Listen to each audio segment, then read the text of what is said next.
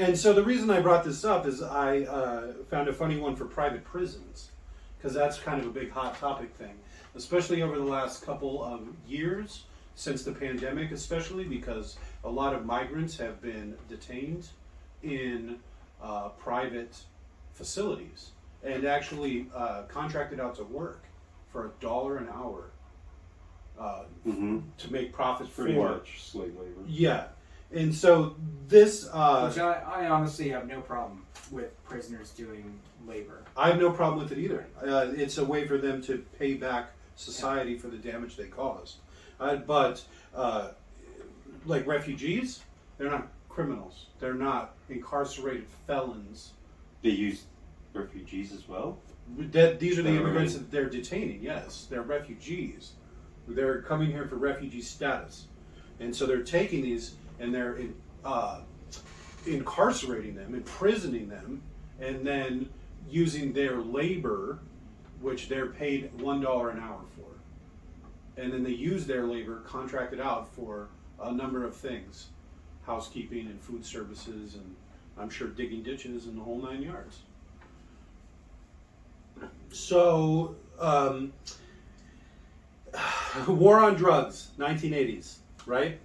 From 1986 to 2014, the number went from 0 privately incarcerated people in private prisons to 131,000, which is about 10% of the overall population. Did somebody say that the United States has more people incarcerated than any other country in the world? When they say that, they don't mean any other country.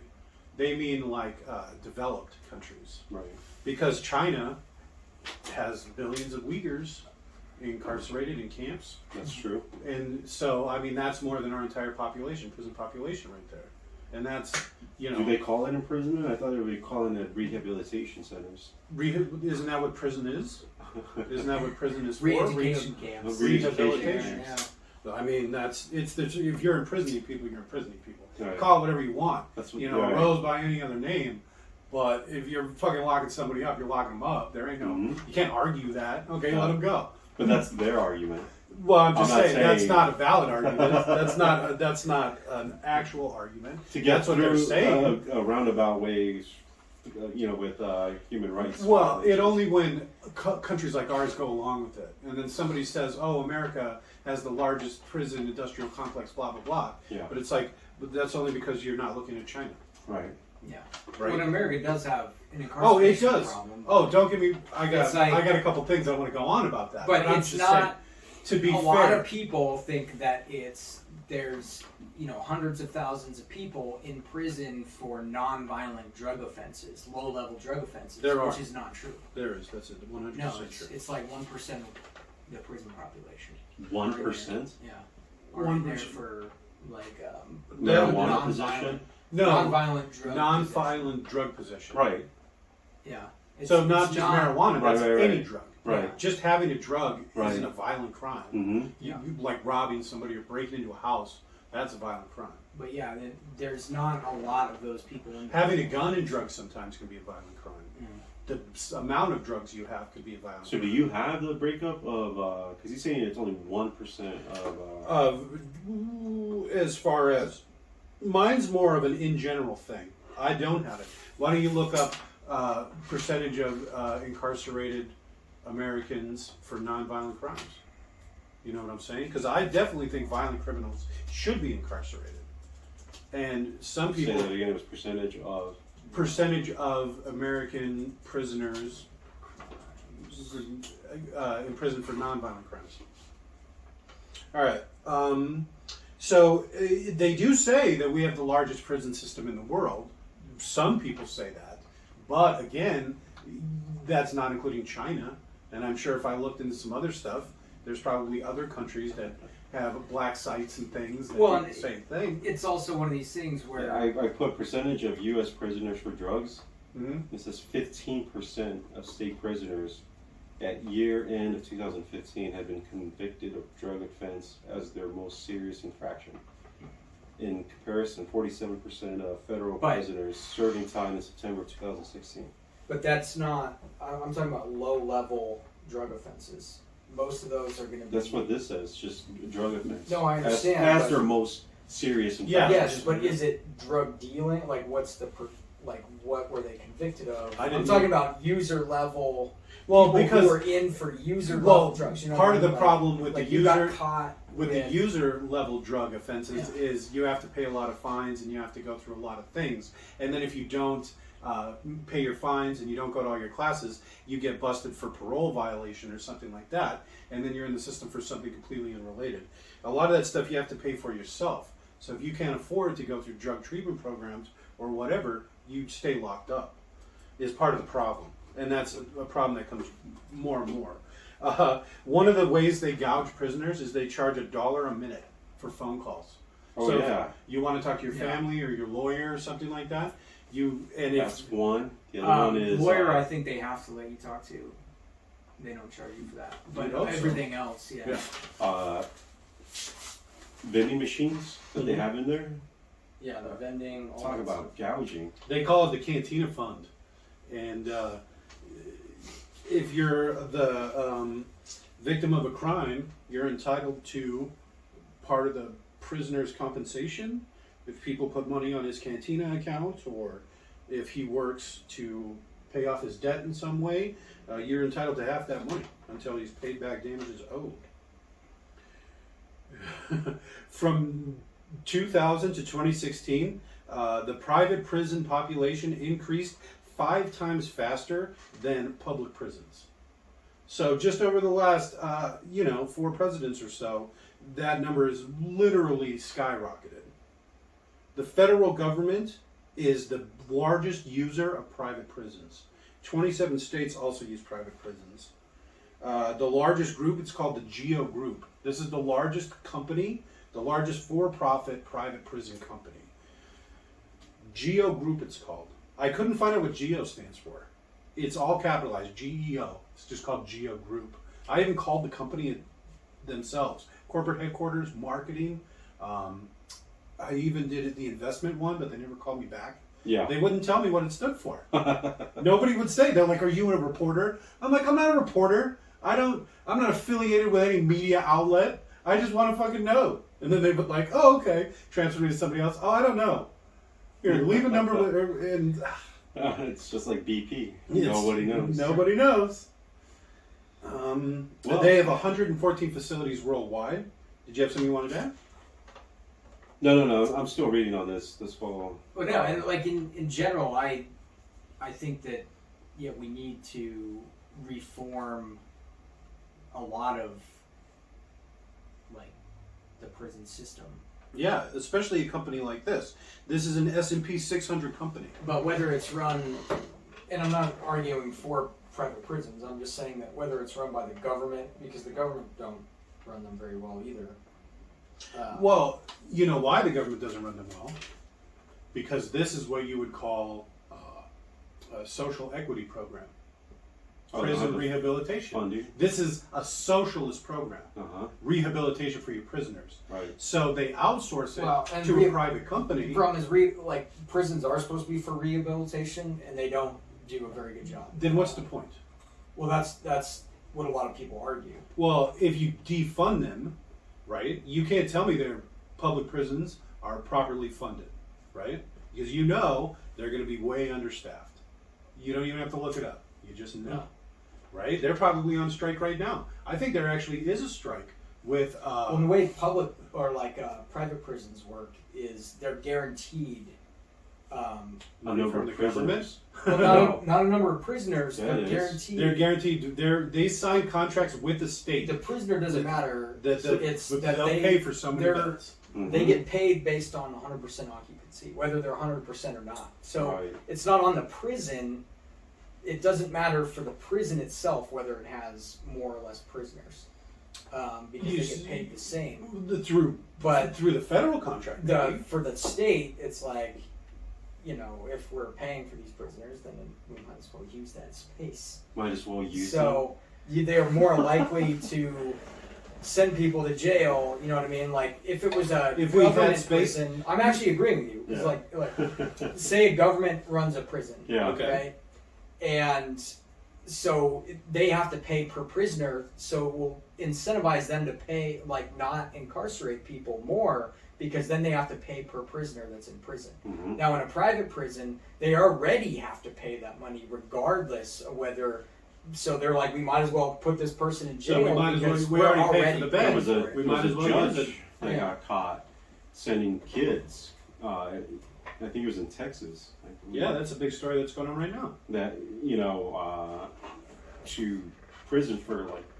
It was a made-up offense that she made up, and then there was a program that was run that she also helped create, And she's getting kickbacks from and it. it was you send these kids through this program, Yeah. and they go to the prison. Every kid gets arrested no matter what. Mhm. Then at the prison, it was up to the officers to decide which ones were actually risk, and then they would let some go, and then they would incarcerate some. And then the facility that they were incarcerating them from would get money Mhm. per kid, right? Yeah. Per incarcerated individual. Yeah. So some of them will get let go, some of them get incarcerated, up to the officers to decide. So you know how fair Yeah, officers but are. Mhm. those aren't always all private programs. Some of those are state because they want more funding. Because they No, get more in funding this case, it was based a on- private. Well, in program. this I'm case, just saying yeah, in most of the general. stories you Yeah. hear Yeah. on the news, they're private I'm prisons. just saying that the state funding is just as corrupt, where it But it's- incentivizes because they can be like, oh, we No. need more funding. No, because state funded fall under the purview of legislators, and so you have these legislators that are conservative, let's just say, and they want small government when it comes to social equity programs. Mhm. So instead of having, it's just like a school, one teacher for every 20 students, that costs a lot of money, right? So you got to pay teachers more. The more teachers you have, the more it costs. It's the same thing with a prison. If you have rehabilitation programs, that costs more money. If you have more guards to inmates, Right. that costs more money. So you're already paying to incarcerate them, then you're paying to rehabilitate them, then you're paying to oversee them and house them and feed them. So just cut that budget. And then, oh, look, it's just prisoners, who gives a shit? And then right back into the system. Right. And then, oh, we'll just outsource it because they get kickbacks. For example, Yeah. this company, the Geo Group, Yeah. in 1984, had a $1 billion bribery scheme in Mississippi, 2016, under Obama. Bribery scheme to incarcerate people, $1 billion worth, and that was just 1 year in Mississippi, one Right. place. They have 114 facilities worldwide in 4 different continents. There are 56 facilities here in America. And one of the reasons I brought this up, over half of their revenue comes straight from the federal government. They just get paid, basically subsidized by the government, to house hundreds of thousands of people. Well, that comes from lobbying. Yep. Exactly. That's exactly where that comes from. Their revenue last year, $2.5 billion in profit. $2.5 billion profit They last probably dropped, a couple $100,000. Yeah, I it's heard you're very gonna be running again. Oh, I actually Maybe have on your campaign, and then they, Here, let me walk you through a timeline real quick. But people don't understand this. February 23rd, 2017. Just appointed Jeff Sessions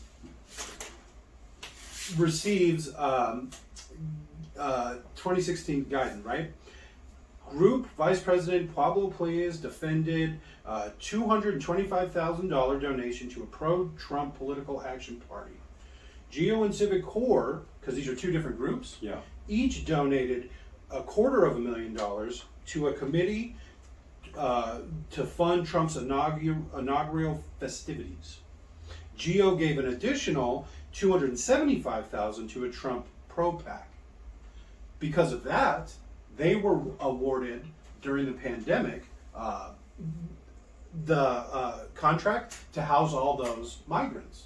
You remember they swooped up all the migrants on the border, Yeah, all the all the caravans. families, all the caravans, Yeah. and they housed them at different facilities in Texas, in Arizona, in California. And you remember there was a bunch of scandals because of all the sexual harassment charges, because they were molesting the children and doing all these things. This is that company.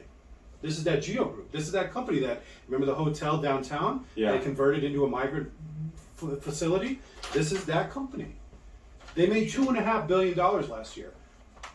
Oh yeah. All from the government, because they spread around $1 million and it bought them the contracts to house all those migrants. That's pretty much how politics.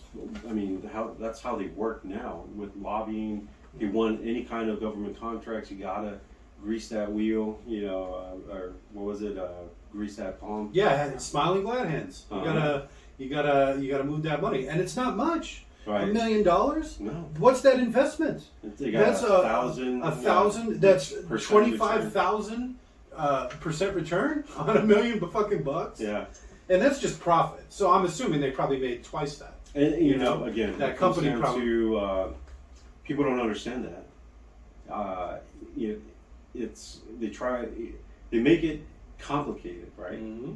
So that and boring, so that people don't want to educate themselves on it. These things happen. They don't want to hear it because That's why I like to That's do even stuff if, like this. Yeah, even if you are educated on it and like trying to keep up on all the different moving parts of it. well, No, I'm agreeing with you. and the other thing like, is you don't it's- hear it in the mainstream media. Well, that's Yeah. kind of why I thought this because would be so they great. operate basically the same way. They're talking about the protest on Dave Chappelle and the walkout. It's like, but they're not covering. There's a huge there's another protest. There's a walkout.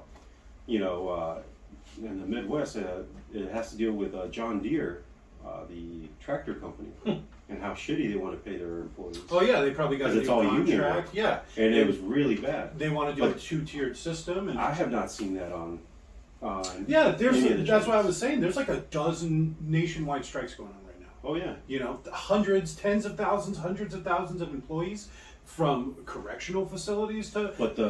But the right media, right wing media doesn't cover it, and the left wing media doesn't Well, because cover they're all it. paid by the same people. And they're all, well, this is Biden's fault. And it was like, well, this is trickle down from Trump's fault. It's like, but it's not.